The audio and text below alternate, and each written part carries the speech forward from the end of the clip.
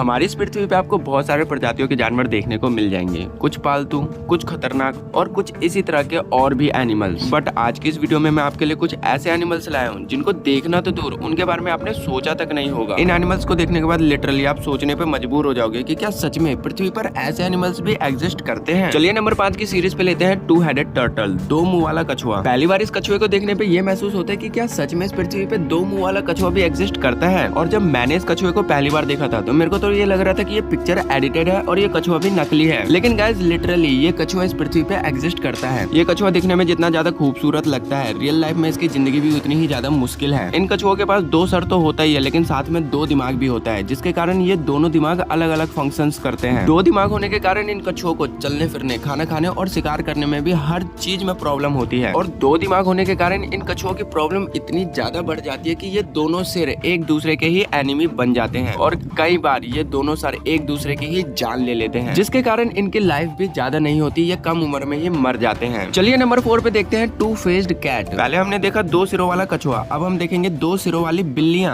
ऐसा बहुत ही कम होता है कि दो सिरों वाली बिल्लियां पैदा हो, और ये किसी मिरेकल से कम नहीं होता, ये बिल्कुल मिरेकल जैसा होता है। कई 100 सालों में एक बार ही होता है कि इन बिल्लियों का जन्म हो। और जैसा कि हमने पहले भी बात की है कि दो सिर होना सर्वाइवल को बहुत ही ज्यादा मुश्किल बना देता है। दो दिमाग होने के कारण कई बार नॉर्मल से डिसीजन लेना भी बहुत ज्यादा मुश्किल हो जाता है, और इन बिल्लियों को भी इन्हीं प्रॉब्लम्स का सामना रोज करना पड़ता था। बट हाँ, दो दिमाग होने के बाद भी ये बिल्लियां बहुत ही ज्यादा मस्ती करती थी, मस्ती में कोई कमी नहीं रहती थी। इन बिल्लियों की सर्वाइवल लाइफ 15 साल थी। 15 साल के बाद इन बिल्लियों की डेथ हो गई। चलिए नंबर 3 पे बात करते हैं व्हाइट क्रो की। एक ऐसा कौवा जो कि काला नहीं होता लेकिन बिल्कुल सफेद दिखाई देता है। नॉर्मली आपने काले कलर के कौवे तो बहुत सारे देखे होंगे, लेकिन क्या आपने कभी व्हाइट कलर का क्रो देखा है? ये व्हाइट क्रो बिल्कुल काले कौवे जैसा ही होता है, मतलब कि इनकी सारी हरकतें काले कौवे जैसे ही मैच करती है। खाना पीना, उड़ने का तरीका सब कुछ सेम होता है। बट कई बार व्हाइट क्रो को दिन में बहुत ज्यादा प्रॉब्लम होती है, धूप से इनको एलर्जी होती है, इसलिए ये दिन के टाइम में बहुत कम दिखाई देते हैं। व्हाइट क्रो को पालतू बर्ड भी बनाया जाता है क्योंकि ये देखने में बहुत ज्यादा सुंदर और अट्रैक्टिव भी दिखाई देता है। चलिए अब नंबर 2 पे देखते हैं टू हेडेड स्नेक, मतलब कि दो सिरों वाला सांप। नॉर्मली आपने एक सिर वाला सांप अपने आसपास तो जरूर देखा ही होगा, पर क्या आपने कभी दो सिर वाला सांप देखा है? ऐसा बहुत कम ही होता है कि लोगों ने बोला हो कि हमने दो सिरों वाला सांप देखा है, क्योंकि दो सिरों वाले सांप की प्रजातियां बहुत ही कम होती हैं। और ये चीज तो आपको पता ही होगा कि दो सर होना सर्वाइवल को बहुत ही ज्यादा मुश्किल बना देता है, और इन सांप की कंडीशन में भी यही है। स्नेक्स की लाइफ में दो सिर का होना बहुत ही ज्यादा खतरनाक होता है, क्योंकि इन दोनों सर में अलग अलग जहर पाए जाते हैं। और कई बार ऐसा होता है कि खाने के चक्कर में इन दोनों सरों में आपस में लड़ाई हो जाती है, और ये दोनों सर आपस में एक दूसरे को डस लेते हैं, और यही रीजन बनता है इनकी मौत का। दो दिमाग होने के कारण इन सांपों की लाइफ ज्यादा लंबी नहीं होती है। अब लास्ट हमारा नंबर 1 पे आता है 8 लेग्स गोट, मतलब कि 8 पैरों वाली बकरी। ये किसी कुदरत का करिश्मा ही हो सकता है कि किसी बकरी के पास 4 नहीं बल्कि 8 टांगे हैं, और इन्हीं 8 टांगों के कारण ये बकरी भी बहुत ज्यादा फेमस हो गई। मैं आपको बताना चाहूंगा कि 8 टांगों वाली बकरियों की कोई स्पेशल प्रजाति नहीं होती है। ऐसा बहुत रेयर चांस ही होता है कि 8 टांगों वाली बकरियों का जन्म होए। इस बकरी के अंदर एक बात और स्पेशल है कि इसके पास मेल और फीमेल दोनों रिप्रोडक्टिव सिस्टम है, मतलब कि ये बकरी आधी मेल और आधी फीमेल है। आई होप दोस्तों इन स्पेशल जानवरों की तरह मेरी ये वीडियो आपको स्पेशल जरूर लगी होगी। अगर आपको मेरी ये वीडियो कहीं भी अच्छी लगे तो नीचे कमेंट में पार्ट 2 जरूर लिखना, मैं इसका पार्ट 2 भी जरूर लाऊंगा, लेकिन पार्ट 2 तभी आएगा जब आप कमेंट करोगे, तो कमेंट करना मत भूलना।